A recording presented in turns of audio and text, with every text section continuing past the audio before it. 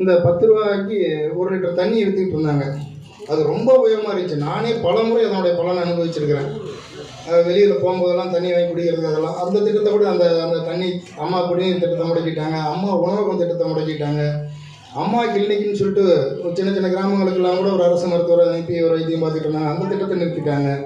இதுபோல் எண்ணற்ற திட்டங்களை மக்களுக்கு பயனளிக்கக்கூடிய தாலிக்கு தங்கம், மடிக்கணினி போன்ற திட்டங்களை எல்லாம், மாணவர்களுக்கு மடிக்கணினி போன்ற திட்டங்களை எல்லாம் நிறுத்திட்டாங்க. அது மட்டும் இல்லாமல் சொத்து வரி, மின்கட்டண வரி, இந்த மின்கட்டண வரி உயர்வாலையும் சொத்து உயர்வாலையும் பாதிக்கப்படாத ஒரே ஒரு குடும்பம் கூட இந்த தமிழ்நாட்டில் இருக்கவே முடியாது. ஏன்னா எல்லோரையும் நேரடியாக பாதித்த திட்டம் அது, இந்த வரி உயர்வுகள்லாம். இவ்வளோ வரியையும் உயர்த்தி அதுக்கு மேலே இந்த கடன் கிட்டத்தட்ட ஒரு 5 லட்சம் கோடி ரூபாய்க்கு மேலே கடன் வாங்கியிருக்கிறாங்க. இந்த கடன் இப்போதைக்கு உங்களுக்கு நேரடியாக பாதிக்க போகிறதில்ல. இருந்தாலும் எதிர்காலத்தில் இதெல்லாம் வேறு ஏதாவது ஒரு வகையில் பஸ் கட்டணத்தையோ மின் கட்டணத்தையோ இன்னும் உயர்த்தி இது இன்னும் சொத்து வரி, பத்திரப்பதிவு, அவங்களால என்னெல்லாம் செய்ய முடியுமோ அத்தனையும் உயர்த்தி இதை ஏதோ ஒரு வகையில் நம்மகிட்ட இருந்து தான் வசூல் பண்ண போகிறாங்க.